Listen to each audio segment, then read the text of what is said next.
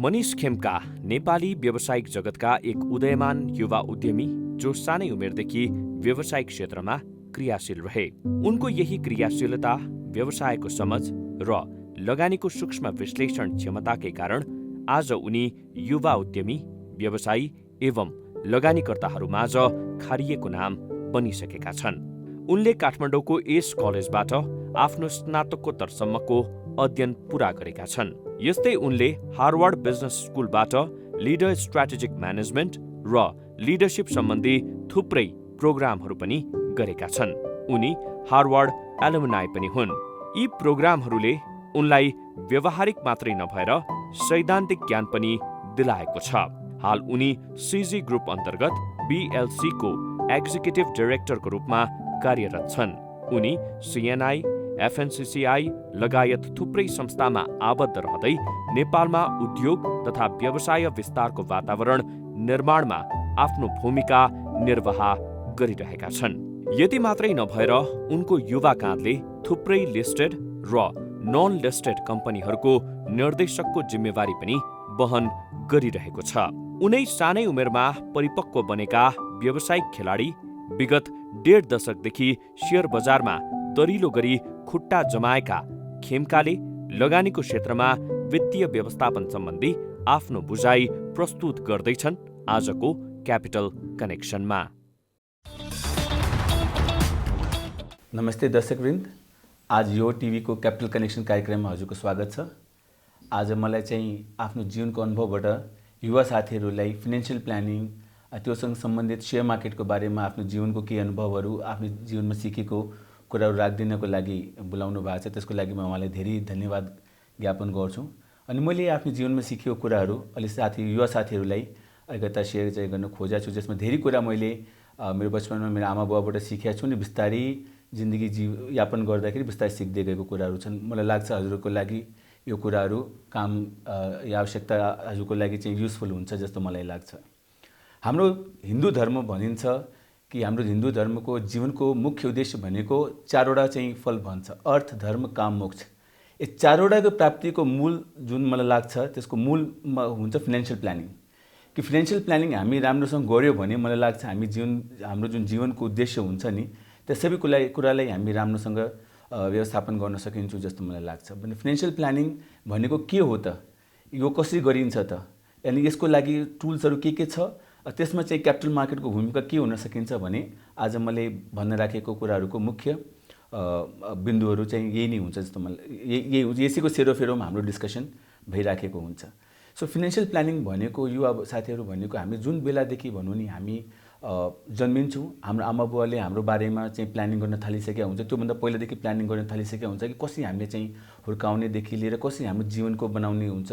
त्यो सँगसँगै जसरी हामी युवा भएर जान्छौँ नि, हामीले पनि आफ्नो आउने जीवनको बारेमा जुन हामी प्लानिङ गर्छौँ त्यो कसरी हाम्रो जीवनको आफ्नो गोल्स एन्ड अब्जेक्टिभ्स जुन सेट गर्छौँ त्यसले कसरी हामी एचिभ गर्छौँ भनेको कुराको लागि जुन हामी म्यानेजमेन्टको लागि हामी जुन किसिमले आफ्नो रोड म्याप बनाउँछौँ त्यसको इम्पोर्टेन्ट एलिमेन्ट हुन्छ फाइनेन्शियल प्लानिङ।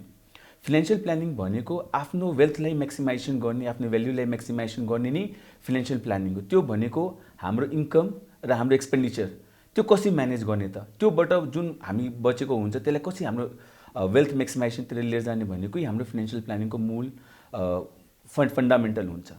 फाइनेन्शियल प्लानिङ गर्दाखेरि साथीहरू मेन जस्तो हामी हेर्दाखेरि हामी मैले भने दुईवटा फोकस पोइन्ट भयो, एउटा त इन्कम, एउटा एक्सपेन्डिचर्स।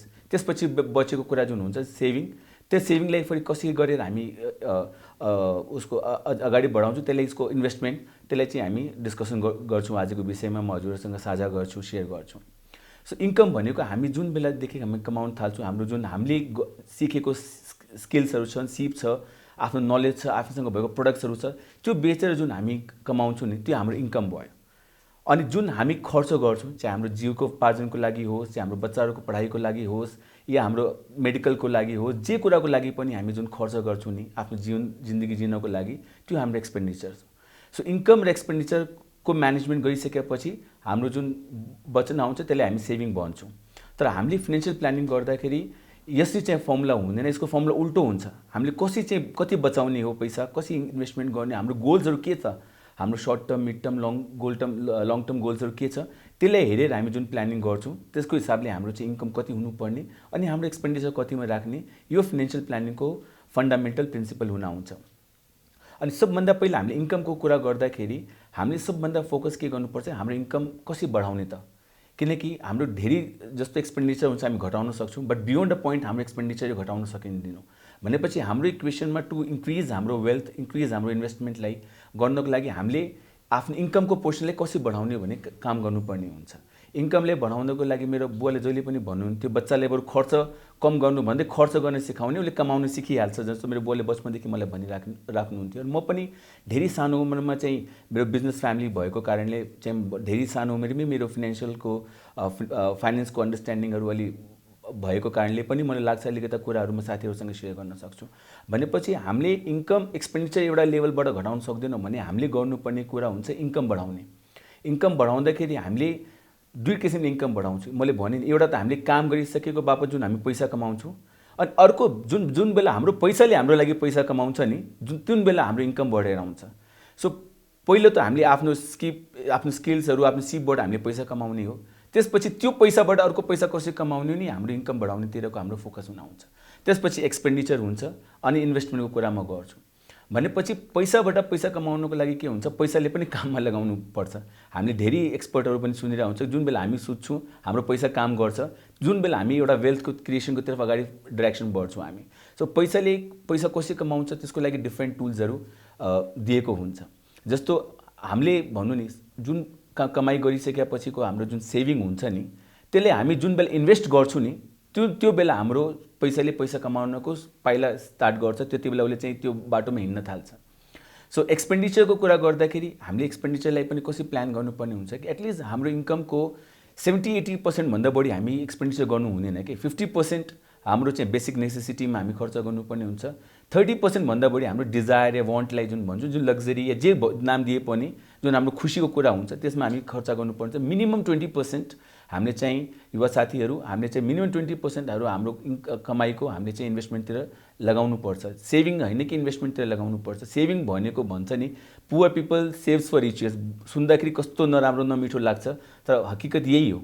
खासमा जुन बेला हामी सेभिङमा मात्र लिमिटेड हुन्छौँ नि, हाम्रो सेभिङबाट अरूले चाहिँ धन कमाउँछन्। ब्याङ्ककै कुरा हेरौँ नि, हामी गएर ब्याङ्कमा डिपोजिट गर्छौँ, त्यो ब्याङ्कको डिपोजिट लिएर जुन इन्डस्ट्रियलिस्टहरू हुन्छन्, बिजनेसम्यान हुन्छन्, त्यो त्यहाँबाट ऋण लिन्छन्, त्यो आफ्नो बिजनेस गरेर बढ्या हुन्छ नि, हाम्रो लाइफस्टाइल त्यहीँको त्यहीँ बसिरहेको हुन्छ।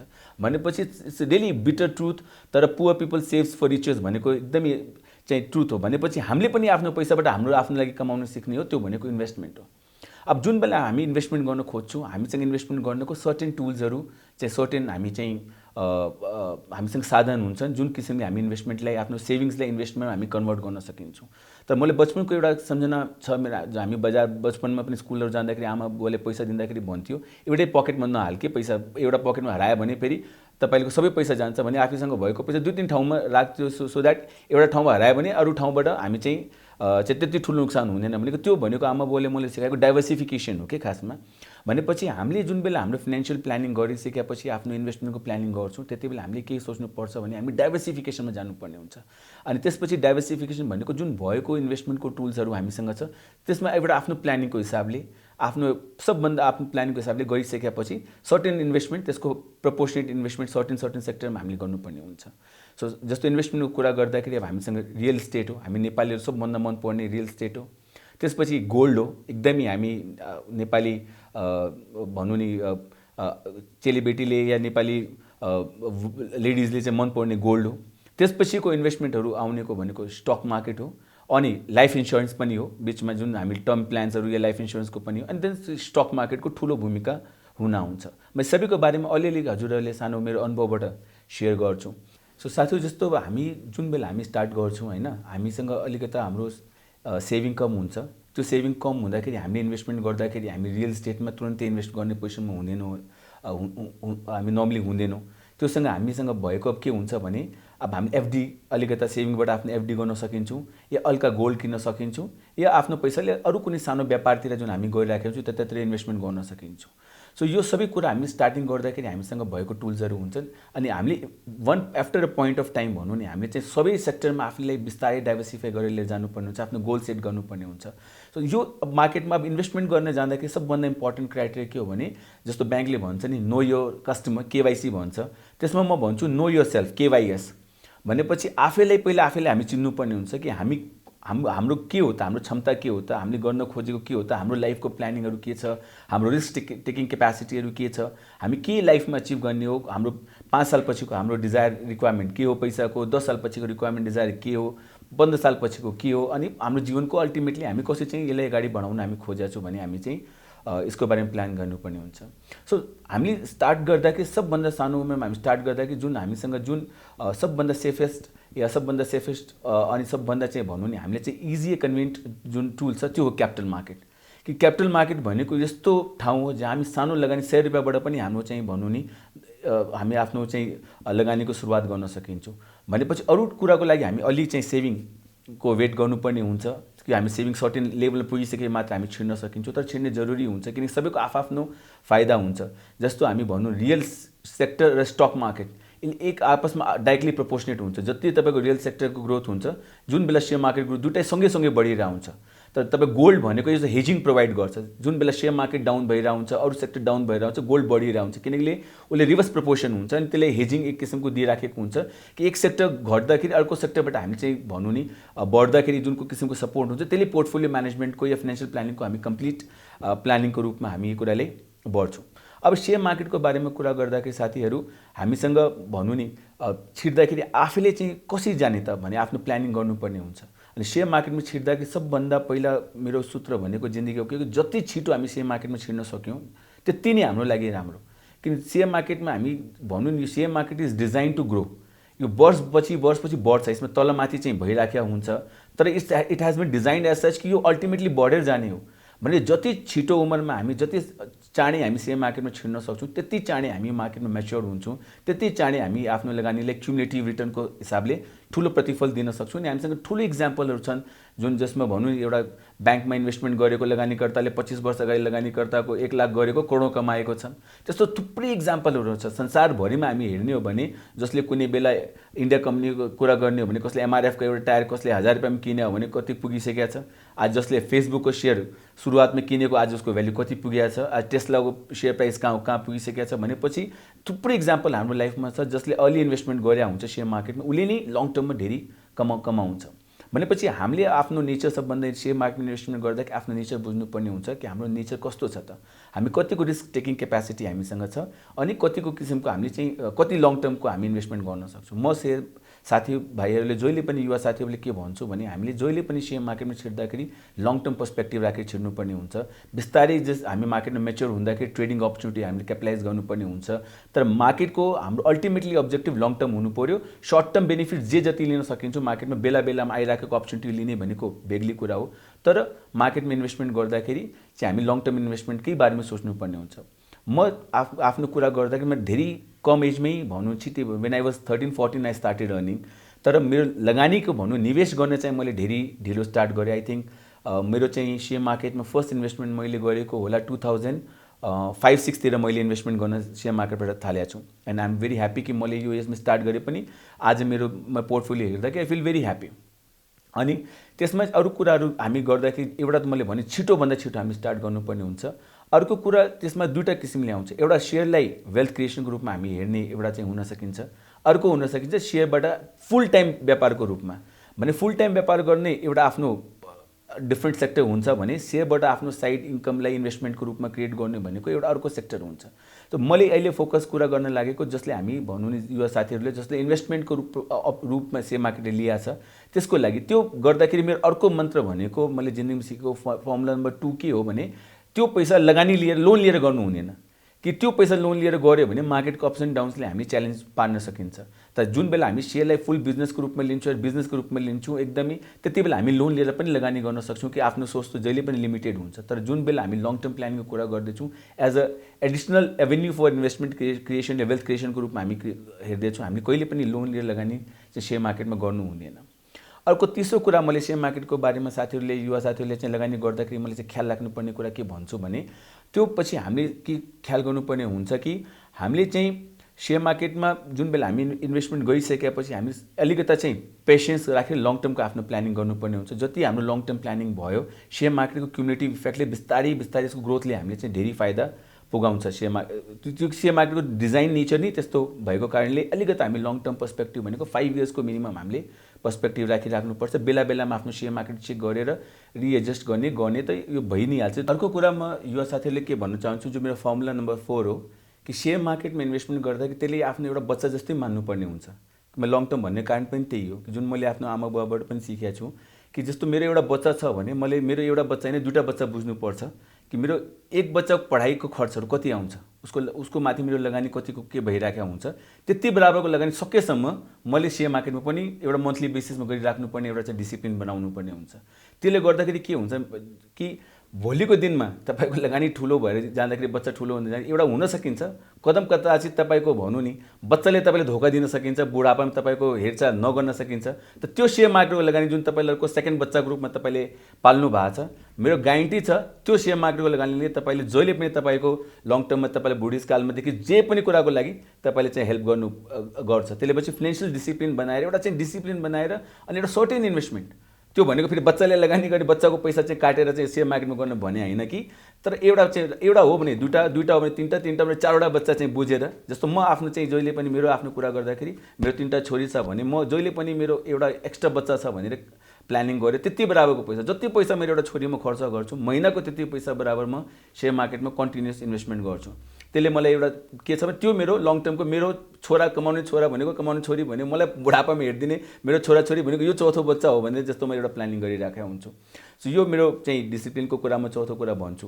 अब साथीहरू मैले हजुरसँग सेयर गर्दाखेरि अब यो त भयो लगानी गर्ने भनेर, त कसरी गर्ने भन्ने कुरा अब हामी कुरा गर्दाखेरि सेयर मार्केटमा कुरा गर्दाखेरि सेयर मार्केटमा पनि हेर्नुहोस् इट्स रिस्कको चाहिँ ठाउँ हो, तर चाहिँ अरूले भने जस्तो ग्याम्लिङै चाहिँ छैन, यो जुवा घरै चाहिँ छैन, त्यो मानसिकताबाट पनि हामी माथि आउनुपर्ने हुन्छ। सेयर मार्केट भनेको एउटा इन्भेस्टमेन्टको ठाउँ हो, एउटा इन्भेस्टमेन्ट गर्ने अपर्च्युनिटी हो। अनि जुन बेला हामी धेरै नेपाली साथीहरूको हामी कुरा गर्ने हो भने जुन स्पेसली गाउँतिर बस्नेको साथीहरू बाबा भन्छ सेयर मार्केटबाट 10 हात टाढै बस्नुपर्छ भन्छ, सेयर मार्केटमा गएकै सिद्धिन्छ भनिन्छ। सो त्यो मानसिकताबाट उठ्नको लागि हामीले चाहिँ एकदम जरुरी छ कि सेयर मार्केट चाहिँ हाम्रो लागि गेम्लिङको एरिया होइन कि इन्भेस्टमेन्ट गरेर वेल्थ क्रिएसन गर्नको लागि नि एउटा राम्रो अपर्च्युनिटी हो, एउटा राम्रो प्लेस हो भनेपछि त्यो मानसिकता हाम्रो भित्र जन्माउनु पर्छ। त्यो भनेको रिस्क क्यापेसिटी आफ्नो बिस्तारै बढाउँदै जाने हो। अब सेयर मार्केटमा लगानी गर्दाखेरि युवा साथीहरू हामीले के ख्याल गर्नुपर्ने हुन्छ भने कि जस्तो मैले भने नि सर्ट टर्ममा मार्केट धेरै तलमाथि भइरहेको हुन्छ। हामीले सेयर मार्केटबाट छिट्टै पैसा कमाउँछु, 2 महिना 4 महिनामा रातोरात लखपति अरबपति करोडपति भन्छु, त्यो माइन्डसेटबाट छिर्यो भने हुन सकिन्छ हामीसँग भएको जति पनि हामी सम्पत्तिहरू स्वाहा गर्छु कि त्यो माइन्डसेट भएपछि मान्छे के हुन्छ लोन लिन्छ, अलिक बढी रिस्क लिएर जान्छ अनि मार्केट त्यो मुभमेन्ट ठक्क चाहिँ तपाईँको भनौँ नि तलमाथि भइदियो भने हामीले एकदमै नुकसान बेहोर्ने पर्ने स्थिति आउँछ। भनेपछि सेयर मार्केटमा छिर्दाखेरि पेसेन्स, डिसिप्लिन अनि एउटा भनौँ रिजनेबल रिटर्न अन इन्भेस्टमेन्ट हामीले चाहिँ खोज्नुपर्ने हुन्छ। त्यो भयो भने हाम्रो चाहिँ भनौँ नि एक्सपेक्टेसन जहिले पनि मार्केटको पर्फर्मेन्ससँग म्याच भइरहेको हुन्छ अनि हामी आत्तिँदैनौँ कि सेयर मार्केटमा आत्तिने माथि नै सबभन्दा ठुलो चाहिँ एउटा विश जस्तो भन्छु। जुन बेला हामी अलिकति कमाइरहेका हुन्छौँ हामी एकदम मातेर अलि बढी गर्न खोजिन्छौँ अनि एकदम त्यसले रिस्क जोनमा हामी पुगाइसकेका हुन्छ। अनि जुन बेला अलिकति सेयर मार्केट घटिरहेको हुन्छ हामी आतेर भएको भनौँ नि घाटा खाएर पनि जे गरे पनि हामी बेचेका हुन्छ। त्यो पनि एउटा स्टप लसको स्ट्राटेजी हो, तर it's not the normal course of स्ट्राटेजीमा चाहिँ आउँदैन। अब साथीहरूलाई चाहिँ म भन्दाखेरि मेरो लगानीको कुरा गर्दाखेरि म जहिले पनि आफ्नो लगानीलाई के गर्छु भने आफ्नोलाई एउटा चाहिँ पोर्टफोलियोको रूपमा सेयर मार्केटको भित्रको पनि मेरो पोर्टफोलियो कसरी म्यानेज गर्ने तिर म जहिले पनि आफ्नो लगानीले फोकस गरिरहेका हुन्छु। म कतिको रिस्क लिन सक्छु, त मेरो सर्ट टर्म मेरो प्लान्सहरू के छ, लङ टर्म प्लान्सहरू के छ, त्यसको हिसाबले म सेयरको छनौट गर्छु। नर्मली नेपालको सेयर मार्केटमा कुरा गर्ने हो भने यसको तपाईँले हेर्नु skew towards banking and finance sector छ। यहाँ तपाईँको भनौँ धेरैभन्दा धेरै कम्पनीहरू ब्याङ्किङ फाइनेन्स सेक्टरको छ। त्यसपछि तपाईँको अर्को डोमिनेन्स भएको सेक्टर इन्स्योरेन्स कम्पनी हो, त्यसपछि हाइड्रो पावर कम्पनीहरू छन्, त्यसपछि होटेल्स म्यानुफ्याक्चरिङहरूको एकदम लिमिटेड कम्पनीहरू छन्। त नेपालको सेयर मार्केटको ट्रेन्ड हेर्ने हो भने ब्याङ्किङ सेक्टर, त्यसमा चाहिँ ब्याङ्क फाइनेन्स डेभलपमेन्ट कम्पनी भने रिलेटिभली चाहिँ मोर सिक्योर्ड सेक्टरभित्र पर्न आउँछ। त्यसपछि जो मोर सिक्योर भनेपछि lace risk and low risk low gain, because share मार्केटमा हाई रिस्क हाई गेन हुन्छ, लो रिस्क लो गेन। जति तपाईँको रिस्क हुन्छ त्यसको हिसाबले गेनको प्रोपोर्सन चाहिँ त्यो हिसाबले एडजस्ट भएर आउँछ। त्यसपछि कुरा गर्दाखेरि जुन इन्स्योरेन्स कम्पनीहरू छन् त्यसलाई म मोडरेट रिस्कको सेक्टरमा भन्छु।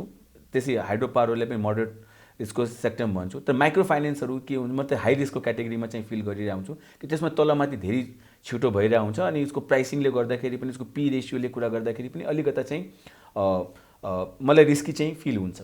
भनेपछि हामीले चाहिँ म आफ्नो प्लानिङ गर्दाखेरि आफ्नो रिस्क एपेटाइटको हिसाबले हामीले चाहिँ कति पर्सेन्ट आफ्नो चाहिँ ब्याङ्किङ फाइनेन्समा लगाउने हो, कति इन्सुरेन्सतिर लगाउने हो, कति चाहिँ हाइड्रो पावरमा लगानी गर्ने, कति अरू सेक्टरमा लगानी गर्ने, आफ्नो रिस्क एपेटाइट र आफ्नो इन्भेस्टमेन्टको साइजको हिसाबले हामी चाहिँ त्यसलाई डिभाइड गर्नुपर्ने हुन्छ। त्यसपछि अर्को कुरा आउँछ, सेक्टर डिफाइन गरिसकेपछि अर्को कुरा आउँछ कि अब त्यो सेक्टरभित्र कम्पनी कसरी छनौट गर्ने त। त्यसको लागि साथीहरू हामीले खासमा हेर्नुपर्ने कुराहरू के हुन्छ भने अलिकता चाहिँ रिसर्च डेभलपमेन्ट हामीले गर्नुपर्छ। अलिकता रिसर्चहरू गरेन, स्टडी गरेनौँ भने हामीले चाहिँ सुनेको भरमै चाहिँ काम गऱ्यौँ भने हामी फस्न सकिन्छौँ। त्यो भएपछि अरू मेरो दाइले यसै गरेर कमाएछ, मेरो भाइले यसै कमाएछ, अर्को छिमेकीले यसै कमाएछ भने सोच्नु हुँदैन। आफ्नो स्टडी आफै गर्नुपर्ने हुन्छ। हामीसँग आफ्नो स्टडी आफै गर्ने टाइम छैन भने हामी त्यसपछि सेयर मार्केट अर्को एउटा इन्स्ट्रुमेन्ट प्रोभाइड गरेर हुन्छ, त्यसले म्युचुअल फन्ड भन्छौँ कि त्यसमा एक्सपर्टहरूले रिसर्च गरेर इन्भेस्टमेन्ट गरिराखेका हुन्छ। हामी सुरुमा त्यसपछि छिर्दाखेरि हामी तपाईँको म्युचुअल फन्डबाट चाहिँ छिर्नुपर्ने हुन्छ। तर आफै लाग्छ हामी अलिकता टाइम दिन सक्छौँ, अलिकता स्टडी गर्न सकिन्छौँ भने हामीले इक्विटीमै इन्भेस्टमेन्ट गर्नुपर्ने हुन्छ। त्यो भनेको यो सेयर्सहरूमा डाइरेक्टली इन्भेस्टमेन्ट गर्नुपर्ने हुन्छ। सो साथीहरूले, युवा साथीहरूले मैले कुरा गर्दाखेरि अब हामीले चाहिँ भन्नु नि, जुन बेला हामी चाहिँ अब यो सेक्टरमा छिरिसकेपछि अब अलिकता रिसर्च गर्नु पऱ्यो। रिसर्च गरिसकेपछि सकेसम्म हामी चाहिँ ब्लू चिप कम्पनीहरूमा इन्भेस्टमेन्ट गर्नुपर्ने हुन्छ। ब्लू चिप्स कम्पनी भनेको जसले कन्टिन्युस डिभिडेन्ड दिइराखेको हुन्छ, जसको राम्रो नेटवर्थ हुन्छ, जसले चाहिँ उसको प्रमोटर्सहरू राम्रो हो, साल अहिले मार्केटमा धेरै सालदेखि हुन्छ अनि साल दर साल उसको ग्रोथ भइरहेको हुन्छ। These are called the blue chips company. तर एउटा कुरा के हेर्ने हो भने ब्लू चिप कम्पनीको सर्ट टर्म रिटर्न हामीले चाहिँ धेरै पाउँदैनौँ, किनकि मार्केटले त्यो हिसाबले प्राइस एडजस्ट गरिसकेका हुन्छ। सो हामीले आफ्नो सर्टेन इन्भेस्टमेन्ट ब्लू चिप कम्पनीमा गर्नुपर्ने हुन्छ अनि सर्टेन इन्भेस्टमेन्ट ग्रोथ ओरिएन्टेड कम्पनीमा पनि हामीले गरिराख्नु। ग्रोथ ओरिएन्टेड कम्पनी भनेको जुन भर्खर क्यापिटल साइज स्मल छ, भर्खर स्टार्ट भएको कम्पनी छ अनि लङ टर्ममा चाहिँ त्यसको ग्रोथ पर्सपेक्टिभ कि त्यसको मार्केट प्राइस त्यति एडजस्ट भएको हुँदैन या अलिक कम हुन्छ, त्यसले चाहिँ लङ टर्म हामीले चाहिँ फाइदा दिएको धेरै फाइदा दिन्छ जस्तो मलाई लाग्छ। भनेपछि हामी आफ्नो सेक्टर डिभाइड गरिसकेपछि, अलिकता रिसर्च गरिसकेपछि त्यसपछि ब्लू चिप्स कम्पनीहरूमा इन्भेस्ट गर्नुपर्ने हुन्छ। त्यो सँगसँगै अब हामी अलिकता फाइनेन्शियल टुल्सहरू पनि युज गर्नुपर्ने हुन्छ। त्यो फाइनेन्शियल टुल्सहरू भनेको के हो भने हामी कुनै बिजनेस व्यापार गर्दाखेरि सबभन्दा पहिला हेर्ने कि त्यो व्यापारमा हामी आफै त्यो सेयर भनेको त त्यो बिजनेसको मालिक त हुने हो नि। त्यसपछि हामीले त्यो सेयरको इन्भेस्टमेन्ट गर्दाखेरि जस्तो कुनै हामीले बिजनेस प्रपोजल लाउँछौँ, के सोध्छौँ भने यो बिजनेसले कति कमाइराखेको छ त, कति कमाउँछ त, उसको इन्कम के छ। ब्याङ्कको कुरा गर्ने हो भने उसको नेट इन्ट्रेस्ट इन्कम कति छ, कमिसन इन्कम कति छ। हाइड्रो पावरको कुरा गर्ने हो भने उसले चाहिँ कति मेगावाट बिजुली बेचेर कति वर्ष कमाउँछ। सल्ट ट्रेडिङको कुरा गर्ने हो भने उसको सेल कति छ, उसको ग्रस प्रफिट मार्जिन त्यसमा कति हुन हुन्छ। त्यस्तै इन्सुरेन्सको कुरा गर्ने हो भने कतिको प्रिमियम उसको कलेक्ट गरिराखेको हुन्छ। त्यस्तै फेरि ब्याङ्कको कुरा गर्दाखेरि हामी उसको चाहिँ भनौँ लोन कति दिइराखेको छ कि ब्याङ्कको काम त डिपोजिट लिने हो, लोन दिने हो। जति बढी डिपोजिट लिन्छ, जति बढी लोन दिन्छ उसको व्यापार बढ्ने हो भने यो कुराहरूको पनि हामी अलिकता चाहिँ एनालिसिस चाहिँ गरिराख्नुपर्ने हुन्छ। अब यो सबै कुरा गरिसकेपछि भनौँ नि अलिकता जुन भनौँ सबैको यत्रो कम्पनी छ कि सबैको गर्न सक्छु र हामी सम्भव नहोला हाम्रो लागि, एउटा चाहिँ भनौँ कमन लगानीकर्ताको लागि सम्भव नहोला भनेपछि मार्केटले सर्टेन बेलामा टाइममा अलिकता उसको एनालिसिसहरू चाहिँ रिलिज गरिराखेको हुन्छ। हामी धेरै त्यसको लागि एक्सपर्टै हुनु पर्दैन, तर सिम्पल कुराहरू हामी बुझे भए पनि हामी चाहिँ फन्डामेन्टल कुरामा उसको टेक्निकल कुराको पकड चाहिँ राम्रो चाहिँ राख्न सक्छौँ। त्यो भनेको के हो भनेपछि जस्तो एउटा त अर्निङ पर सेयर, हामी त्यो सेयरले हामी कति कमाएर दिन्छन् त अर्निङ पर सेयर पनि हेर्ने हो भने त्यसलाई फरक हुन सकिन्छ। Because earning per share is absolute term भयो। अब एब्सोल्युट टर्म हुँदाखेरि यो सेयर अनि जस्तो 50 रुपियाँ अर्निङ पर सेयर भएको कम्पनी राम्रो कि 20 रुपियाँ अर्निङ पर सेयर राम्रो कि 100 रुपियाँ अर्निङ पर सेयर कम्पनी राम्रो, चुज गर्न गाह्रो हुन्छ। त्यसको लागि एउटा रिलेटिभ टर्म्स हुन्छ, price earning ratio, P ratio भन्छौँ। त्यसले के हुन्छ कि त्यो सेयरको जति रिटर्न छ त्यो उसको अगेन्स्टमा हामी कति लगानी गरिरहेछौँ त्यसको रेसियोलाई पी रेसियो भन्छ। त्यो लगानी पी रेसियो पनि एकदमै ठुलो चाहिँ एक राम्रो टुल्स हो जसलाई हामी चाहिँ भनौँ जसको मद्दतले हामी share sector wise sector comparison गर्न सकिन्छौँ। नेपालको ब्याङ्किङ सेक्टरको कुरा गर्ने हो भने 15 भन्दा कमको पी रेसियो भएको ब्याङ्किङ सेक्टरलाई चाहिँ राम्रो भनिन्छ। त्यस्तै इन्सुरेन्समा हामीले हेर्ने हो भने 40 भन्दा बढी जान्छ। सो डिफ्रेन्ट सेक्टरको डिफ्रेन्ट हुन्छ।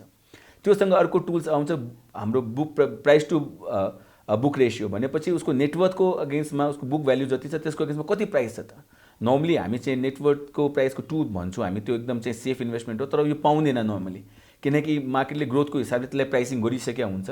तर अप्स एन्ड डाउनको बेलामा कुनै बेला बुल मार्केट हुन्छ, जुन बेरिश मार्केट हुन्छ त्यति बेला चाहिँ हामी सेयर मार्केटमा एन्टर गर्ने टाइम पनि हुन सकिन्छ। So these a few tools हामीले हेऱ्यौँ भने हामीले चाहिँ अलिकति आफ्नो लगानीलाई भनौँ नि सिक्योर गरेर अलिकति आफ्नो लगानीलाई भनौँ नि आफ्नो पकड मजबुत गरेर हामी लगानी गर्न सक्छौँ जस्तो मलाई लाग्छ।